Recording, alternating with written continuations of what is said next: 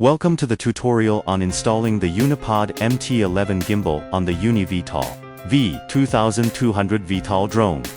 First, open the UniPod MT-11 storage case. Prepare the UniPod MT-11 unit, the UniPod MT-11 quick-release anti-vibration board and interface docking station, and the UniPod MT-11 gimbal connection cable.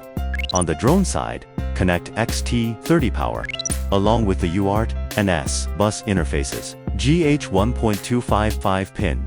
If the AI tracking module is installed, connect the camera LAN port to the gimbal LAN port. If the AI tracking module is not installed, connect the camera LAN port to the air unit LAN port. Please note that if the AI tracking module is not installed but the camera is connected to the gimbal LAN port, the network will not connect, and the remote controller will not be able to access the gimbal.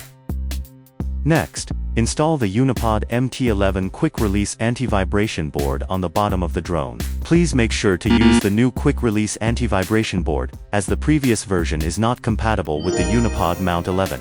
Secure it using M3/8 screws. Route the UniPod MT-11 Type-C cable into the fuselage from the bottom. If the AI tracking module is not installed, the interface docking station can be mounted in the AI module slot.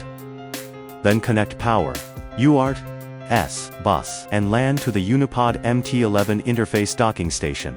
Use zip ties to organize and secure all cables. Finally, install the UniPod MT-11 unit, and rotate it counterclockwise to lock. Power on the drone, and the UniPod MT-11 will begin its self-check automatically.